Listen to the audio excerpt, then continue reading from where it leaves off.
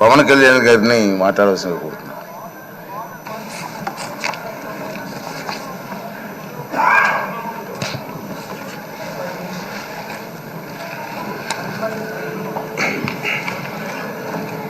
పదహారవ శాసనసభకి ఏకగ్రీవంగా ఎన్నికైన సభాపతి శ్రీ చింతకాయల అయ్యన్న పాత్రుడు గారికి హృదయపూర్వక నమస్కారాలు, మీకు శుభాకాంక్షలు.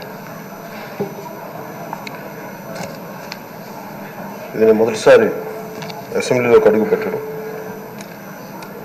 ఇలాంటి సుదీర్ఘ రాజకీయ అనుభవం ఉన్న దాదాపు 7 సార్లు ఎమ్మెల్యేగాను, ఒకసారి పార్లమెంట్లో అడుగుపెట్టిన మీకు, Panchayati Raj, technical education, forest, R&B అనేక మంత్రిత్వ శాఖల్ని సమర్థవంతంగా నిర్వహించిన మీకు ఈ సభాధ్యక్షుడు, ఈ స్పీకర్ స్థానంలో కూర్చోవడం చాలా ఆనందంగా ఉంది.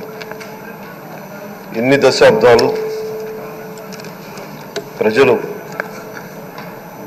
రాజకీయ జీవనంలో, ఎన్ని దశాబ్దాలు ప్రజలు మీ వాడి వేడి చూశారు. మీకు కోపం వస్తే ఋషికొండను చెక్కినట్టు ప్రత్యర్థులకి పదునైన ఉత్తరాంధ్ర యాసలో గుండు కొట్టేస్తారు. ఒకటే బాధేస్తాం సార్, ఇకపైన మీకు తిట్టే అవకాశం లేకపోవడం. కానీ ఇక మీద సభలో ఎవరు తిడుతున్నా దాన్ని ఆఫ్ చేసే బాధ్యత మీ చేతిలోనే ఉంది, మీరే మైక్ ఆఫ్ చేయాలి.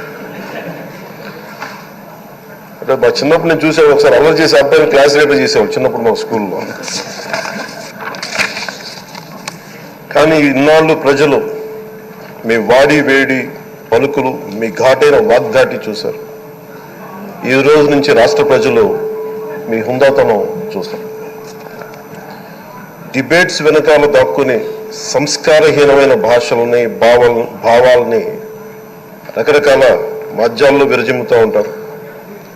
దాని నియంత్రణ మీ ఆధ్వర్యంలో ఇక్కడి నుంచే మొదలవ్వాలి. ఇందాక సభా నాయకులు, గౌరవ ముఖ్యమంత్రి శ్రీ చంద్రబాబు నాయుడు గారు చెప్తారు, ఆడబిడ్డలు ఏ విధంగా నలిగిపోయారు ఈ రాష్ట్రంలో గత 5 సంవత్సరాల్లో. చిన్న లేదు, పెద్ద లేదు, ఎవరని లేదు. ఎవరన్నా సరే ఒక మాట మాట్లాడితే వాళ్ళు వ్యక్తిగతంగా దూషణ, సోషల్ మీడియాలో వాళ్ళని క్యారెక్టర్ అసాసినేట్ చేయటం, వాళ్ళు పెద్ద నాయకులు కావచ్చు, కార్యకర్తలు కావచ్చు, లేదా వాళ్ళకి ఎదురు తిరిగి ఒక ఒపీనియన్ చెప్పి ఎవరైనా సగటు మనిషి కూడా కావచ్చు. అది ఇక్కడితో ఈ రోజు నుంచి ఆగిపోవాలి అధ్యక్ష. అది మీ ఆధ్వర్యంలోనే మొదలవ్వాలి. గత ప్రభుత్వం తాలూకు సభ జరిగిన విధానం చూస్తే ఈ వ్యక్తిగత దూషణ ఇవన్నీ చాలా ఇబ్బంది పెట్టే ప్రజలు. ఈ రోజున వాళ్ళకి 11 సీట్లకు పరిమితం అయ్యారు, ఈరోజు లేరు, ధైర్యం లేదు వాళ్ళకి. విజయాన్ని తీసుకోగలిగారు కానీ ఓటమి కూడా ధైర్యంగా కూర్చుకునే వాళ్ళకి స్థాయి లేదు, వాళ్ళకి పారిపోయారు ఇక్కడి నుంచి. భావంలో ఉండే తీవ్రత భాషలో ఉండాల్సిన అవసరం లేదు. భాష మనుషుల్ని కలపడానికి కానీ విడగొట్టడానికి కాదు, భాష విద్వేషం రేపడానికి కాదు, పరిష్కరించడానికి. ఎంత జటిలమైన సమస్య అయినా, భయంకర సమస్య అయినా చర్చల ద్వారా పరిష్కరించుకోవడానికి కానీ వివాదం సృష్టించడానికి కాదు. ఈ సభ ఉన్నది అందుకు. కానీ మనం చూసింది వాళ్ళ దగ్గర నుంచి బూతులతోటి, వ్యక్తిగత దోషులతోటి రాష్ట్ర పురోభివృద్ధిని ఆపేశారు. అలాంటి సభ కాకుండా ఇందాక మన పెద్దలు శ్రీ గౌరవ ముఖ్యమంత్రి చంద్రబాబు గారు చెప్పినట్టుగా ఇది భవిష్యత్తుకి ఇది ఒక ప్రమాణిక, ఒక ప్రమాణం అవ్వాలి. 2047 వరకు ఇంత అద్భుతమైన స్థానంలో మనకి ఆంధ్రప్రదేశ్ తెలుగు జాతి ఉన్నత స్థాయికి వెళ్ళాలంటే ఈ రోజు మనం వేసే ప్రతి అడుగు అది భవిష్యత్ తరాలకు ఒక నిర్దేశక, ఒక టచ్ స్టోన్ గా ఉండిపోవాలి, గిట్ రాయిగా ఉండిపోవాలి. ఈ రోజున ఈ సభలో ఉన్న గౌరవ సభ్యులందరూ చట్టాలు చేయడానికి ఉన్నారు, చట్టాలు ఉల్లంఘించడానికి కాదు. విభేదించడం అంటే ద్వేషించడం కాదు, వాదించడం అంటే కొట్టుకోవడం కాదు. ఇవన్నీ విభేదించడం, వాదించడం ఇవన్నీ ప్రజాస్వామ్యానికి చాలా మౌలికమైన పునాదులు. ఆంధ్రప్రదేశ్ ఆవిర్భావం జరిగి అసలు భాషా ప్రయుక్త రాష్ట్రాల ఆవిర్భావమే మన ఆంధ్ర రాజ్యంతో మొదలైంది. అమరజీవి పొట్టి శ్రీరాములు గారి బలిదానం మీద మన రాష్ట్రం పుట్టింది.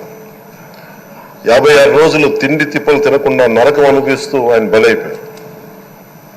ఆయన మరణానికి చేరువవుతూ ఆమరణ నిరాహార దీక్ష చేసిన ప్రతిరోజు మనకి దాదాపు ఈ సుదీర్ఘమైన 6 దశాబ్దాల కాలం 1.5 సంవత్సర కాలం అంటే ఆయన ప్రతిరోజు చావుకు చేరువవుతూ భోజనం లేకుండా ఆయన గడిపిన ప్రతిరోజు మనకి 1.5 సంవత్సర కాలం. అలాంటి నేపథ్యంలో అలాంటి మహోన్నతుడు శ్రీ పొట్టి శ్రీరాములు గారి త్యాగాన్ని కనుక మనం ఈ సభలో ప్రజా సంక్షేమం కోసం మాత్రమే చర్చలు జరగాలి, వాదోపవాదాలు హద్దులు దాటకుండా ఉండాలి, వ్యక్తిగత దూషణకి తావివ్వకుండా ఉండాలి. అలా కాకుండా గత ప్రభుత్వం లాగా ఈ సభని తిట్లకి బూతులకి కొట్లాటకి వాడితే ప్రతి నిమిషం పొట్టి శ్రీరాములు గారి బలిదానాన్ని అవమానం చేసినట్టే. ఒక గొప్పవాడు ఒక మహానుభావుడు బతికినప్పుడు మాత్రమే కాదు, చనిపోయిన తర్వాత కూడా కొన్ని తరాలు ఉపయోగపడతారని నిరూపిస్తారు.